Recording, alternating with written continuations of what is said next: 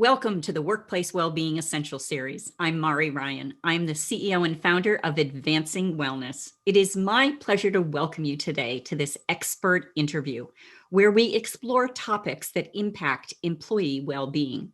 My guest today is Claus Raasted. Claus is an author of 31 books, a keynote speaker, a consultant, and a creator of extraordinary experiences. Since 2016, he has been director of the College of Extraordinary Experiences, an immersive experience that allows people to learn about experience design in a hands-on way. He is a founding partner of the Global Institute for Thought Leadership and is a coach at McKinsey & Company. He attended the University of Copenhagen, where he studied history and philosophy. Claus lives on the island of Bornholm in the Baltic Sea in Denmark with his partner Siv and daughter Saga. Claus, welcome. I'm so excited to have you join me today for this conversation. Thank you, Mari. It's a pleasure to be here, and that was an impressive intro. Well, yes. Well, it was mostly about you, so of course it was impressive. That's why I liked it. Your mother would no doubt agree. So let's talk. Today, our conversation is about innovation. We hear about innovation so much. And we also know that for many businesses, innovation is the engine of business growth. And it can be said that innovation is essential to business survival, right? Innovate or die. And yet, with so much turmoil going on in the world today and things that are just distracting us, I'm wondering if innovation is really more challenging now than it has been in the past. So let's talk a little bit here about our culture in a workplace. How do we create a culture of innovation in the workplace where people will thrive and they'll be creative? So Claus, I'm curious. So when you talk about innovation in the workplace, how do you define it? So there are two things to be said here. And these are kind of my two core messages. I could, of course, go on for hours and hours, but there are two core things that I always say to anyone who will listen and quite a few who won't. The first one is that when we talk about innovation, we all have this vague, fuzzy idea that it's changing the world and trying things in a new way. But it's very often that we fight the wrong battles. And as an example, I'm going to give, and this is a joke from the Austrian School of Economics, because of course, why not quote them?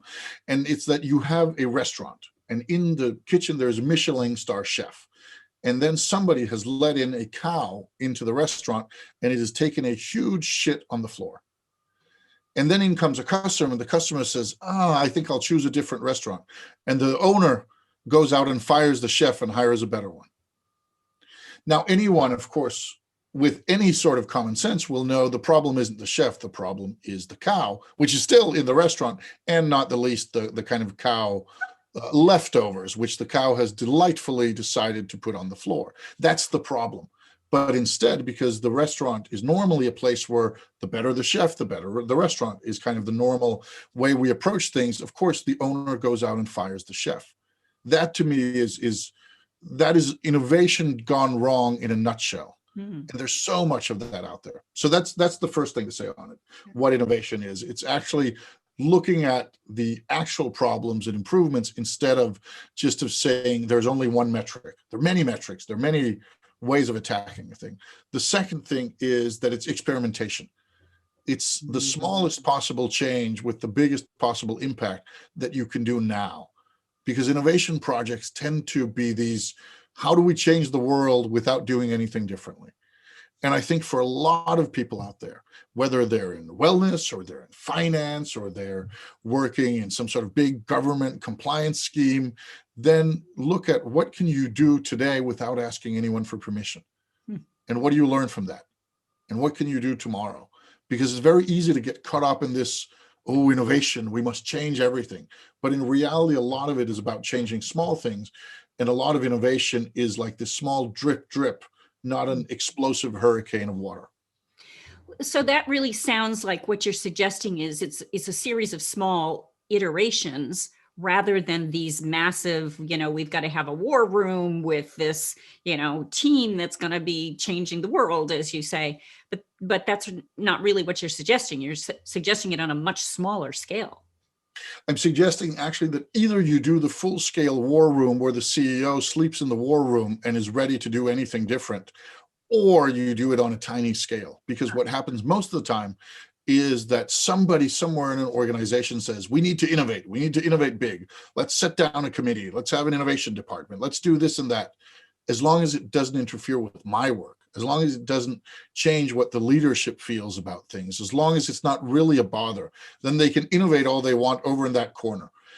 Or they say, okay, we're not going to do anything because it's too impractical, because we don't want to be bothered. And I'm saying you should choose an extreme. And one extreme is the very small stuff that you can do drip, drip, drip, and people can be inspired by, especially if you have a big chain. Let's say you have something like McDonald's, and somebody in a McDonald's in Delaware, the US, does something, and then suddenly that's blasted out in internal communications, and somebody in Shanghai says, let's do it here as well. That's lovely. So either the small drip drip that others can copy and be inspired by, or the huge, okay, we're now going to set the warehouse on fire because we now no longer produce socks. Mm-hmm. And why? Because we've just set the warehouse on fire. But then you need to actually do that. And all too often, innovation projects end up somewhere in the middle where somebody says, let's do a lot of things, enough that it's uncomfortable, but not enough that it changes anything. And then it fails. So interesting. Well, let's come back to that failure topic later, but I'm curious about, you mentioned this concept of sort of doing things without permission. And I would think innovation takes a certain amount of risk taking and even vulnerability on behalf of the person who, or the team that's undertaking that. How do you create that safe environment in a workplace where people feel like it's safe to do those things without asking permission? So McKinsey has this model, which they call, I think it's called the influence model, something like that, about change projects in general, where they say you need to have formal incentives and structures in place. You need to have clear vision, communication. You need to have the right skills. And finally, you need to have role modeling. Because what often fails in innovation projects, especially, is somebody saying, let's have big change or let's do things differently, as long as it's not me. Ironically, it's if you go out into an organization, it's easy to sell them on the idea that they should bring in better marketing, because then they don't need to change. Go out and say, you need to change your culture. People are like, no, we don't want to do that because that's about me. If you say you need to change your marketing, they're basically saying, we're perfect. We do perfect things. We just need better people to tell the world about it. So it's much easier if you're not attacking people's identity. On the other hand, that's where the real gains are. That if I go out and say, let me just change all the stuff you're not uncomfortable about, then sure, we can have innovation, sure, we can have improvement, but it's going to be small compared to saying, what's your biggest pain? Let me just push right there and let's see if we can get through that to something meaningful. But that's uncomfortable. Innovation is uncomfortable. It's deep. Well, that's the thing is it's about change, and change creates anxiety. So how do we innovate and create that culture where people feel comfortable, have the permission, have the authority to be able to do this without creating so much stress and angst and anxiety that it becomes diminishing to their well-being? So we should realize that there are two places where innovation happens. And two places where growth happens. And this goes for human individuals as well as organizations. One is when things are really bad. Moment we learn you've got cancer. If you don't change your diet, you've got 6 months to live. Oh, whoopty, now I'm going to do something about it. Even though beforehand I probably knew my living was the healthiest, now I'm going to do something. Oh, the bank loan has expired and you need to find $6 million on your P&L in the next 6 months. Then you also kind of, okay, now we're going to do things differently. So either this burning platform that consultants have been talking about for years and years, that works. It's uncomfortable, but it works. And it's very hard to set your own platform on fire, but sometimes you need to do that. The second way, the interesting way, is by creating a feeling of invulnerability, is by being that annoying couple. They've got 4 kids, they have successful careers, and then when you meet them and you're struggling just to make ends meet, they're like, oh, me and Dave have just taken up tango dancing on Thursdays because we felt it would be a new way to express our love. And you want to kill them because they are so much on top of the world. But that's also a way of getting to experimentation. It's being so secure in where you are. It's being Google. our core business is so strong that we can waste $1 billion here and waste $1 billion there. And you know what? Some of those wasted billions turn out to be $10 billion ideas. So either you come from a place of desperation or from a place of invulnerability. And that's easy enough to say, because everything in the middle is like, yes, we should have innovation, not today. Yes, I'd like to go on a diet, but maybe after Christmas, that sort of thing. We all know that feeling that, yes, I want it differently, but right now I'm busy. So how do you create that? And the nice thing, especially if you're a big organization, is that by moving resources around and making sure people are aligned around your purpose, you can take resources from one place and make them desperate on purpose with their full willing acceptance, hopefully. And then you can move those resources to another place and make them invulnerable. So let's say you have 10 divisions or 10 entities inside your business, and they all get 5 resource points each out of a 1 to 10 scale. Take one of them and reduce it to 2, and suddenly they're desperate and they'll try new things. And if you did it with their acceptance, they'll be happy even though it's tough. And then you take another group and you give them those extra points, and suddenly they're at an 8 and they're like, we own the world, we can try out new stuff. It's what makes people survive as parents. You sleep now, I'll take care of the kid. And then when you're rested, you take care of the kid, I sleep, that sort of thing. Especially at people who have like twins or something mad like that. They get through it by constantly min-maxing internally in their team. Because if they just set everything equal, then both of them would just be looking, or 3 if they're that sort of relationship, would just be looking like zombies all the time. So part of it is taking on that on yourself and saying, I'm going to sacrifice myself for the team so you can be invulnerable, if only for a period. So it sounds like collaboration is really at the core of this idea of innovation and creativity. So you've described some of this in the concept of the team. Other thoughts around this idea of collaboration and how it spawns or supports the innovative environment? Well, part of it's also, you work with wellness, you know this better than anyone, that part of it is about creating the right environment. There are so many there's so much, shall we call it, numbers to support the fact that joy in the workplace and well-being in the workplace have major payoffs on the bottom line. And whether that bottom line is a dollar bottom line or an innovation bottom line, it's still true. Somebody who feels safe, who feels listened to, who feels that they're in the right place doing the right thing and have the right support, they're going to be crazy innovative, because they know if they say, what about, people will say maybe. Where somebody who's not feeling any support, somebody who feels alone and distraught, they're only going to innovate as much as they dare. And that's usually not very much. So unless you're the boss of a desperate company, then you're going to do everything you can to keep your new ideas and your new thoughts to yourself. But if you are the kind of a frontline employee in a healthy company, then you're going to say, what if we did this? What if we did that? What if we tried this? I tried this, it worked like this. I tried that, here's what I learned. So wellness is a huge part of innovation.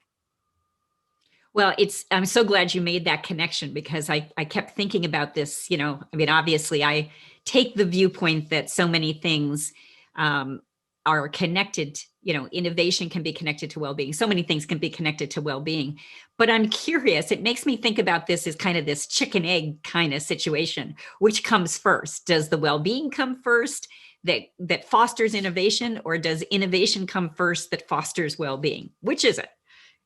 I think it is a chicken and egg situation, but I think if what you're aiming for, then create culture and then create well-being, and then innovation will follow. Oh. It's much easier if you create an environment that makes people excited and free and safe, that then all of their brilliance will follow, than saying, if we just get out, if we just kind of mine your brilliance, then we'll be safe on the other side. So I'd always go for creating culture and awareness, and then having innovation follow, instead of saying we will innovate our way out of this bad organizational health. Yeah, I love that.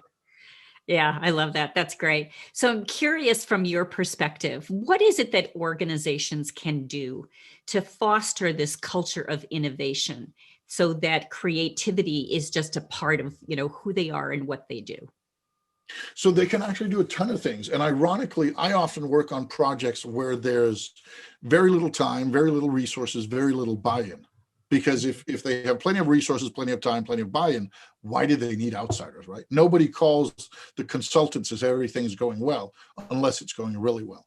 And what I often say to people is, take what you can and try to look at the things that don't cost you time, don't cost you money, and don't require buy-in. Because it's very easy to come up with solutions where if only we owned the phone book and we're the biggest in the market and we had Brazilian laws for how to treat our employees, then we could do this, that. That's just silly. Look at what you can do. And there's so many things you can do. Let's say we are a company that produces shoes. That's great. We maybe can't change the shoe design directly. We can definitely hold better meetings. We can definitely foster a more friendly workplace culture. We can definitely create a system for how to encourage people to say yes instead of no, and then the better shoes will follow. And it can be a simple thing. I mean, I worked at a place many years ago. I worked at a place where when you met at work, it was a kind of a children's institution. You would high five everyone who was there. All of the other adults, you would go around to the different rooms and you would high five them and say, hey, I'm here. Simple, super simple. Love it. Did it create energy? Of course it did. Yeah. Could it be copied anywhere? Yes, easily. Would it cost anything? No. Would it take more time? No. Are people doing it? No, because they're looking at how to make the shoe better. So one of the ways I say attack innovation is attack it from the side. Don't get caught up in, can you make the pipes spew water faster if you're a water company? Make the meetings better. And then the smart people who are in those meetings will figure out how to make the pipes better. Love it. I love it. That's so great. And I love the idea that it's so easy to do. It's because if not, it's not going to happen. Right. If you say you should just spend 3 hours every morning meditating, here's these books you should read, here's this framework you should follow, here's this Six Sigma process, that's it kills you. Right. But telling somebody when we meet each other, we high five. Okay. It might not save the world, but it's going to shift things in the right direction. And then maybe the next thing we do is stop saying no at meetings and instead saying, tell me more. I love it. I love it. Well, I'm sure our audience is going to want to learn more about you and the work that you're doing, Claus. So if our audience does want to learn more, where can they find you? So I'm one of those simple people who has only one person with my name in the world, and that's me. So Claus Raasted, which is me. You can find me at clausraasted.com. You can Google me. There's a YouTube channel. There's blogs, podcasts, all that sort of circus. But if you Google my name, then there is only me who has that name. And you will find a rabbit hole for better and for worse. Well, I think it's all for better. And as always, I just love spending time with you. So thanks so much for being here today. It's great to spend time with you again. Thanks, Claus. Thank you, Mari.